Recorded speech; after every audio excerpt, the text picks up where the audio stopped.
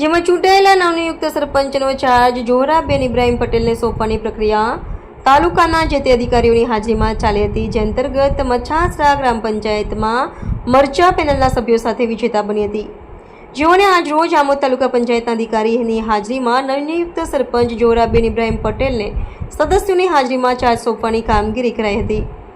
આ સાથે સાથે ડેપ્યુટી સરપંચ માટે પણ પ્રક્રિયા હાથ ધરવામાં આવી હતી। ડેપ્યુટી સરપંચ તરીકે સિદ્દીક યાકુબ પટેલ, મરચા પેનલના સરપંચ સહિત સદસ્યોએ બિનહરીફણી કરી હતી। મરચા પેનલે ચાર્જ સાંભળતા સરપંચ સહિત ડેપ્યુટી સરપંચને ગુલાબના હાર પહેરાવી અભિવાદન કર્યું હતું।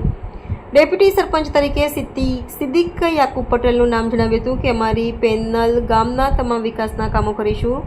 સાથે સાથે જણાવ્યું હતું કે હું નવનિયુક્ત સરપંચ તેમજ ડેપ્યુટી સરપંચને શુભકામનાઓ પાઠવી નવનિયુક્ત બોડી ગામના વિકાસના કામો કરશે તેઓએ જણાવ્યું હતું। રિપોર્ટર રવિ સૈયદ, આમોદ।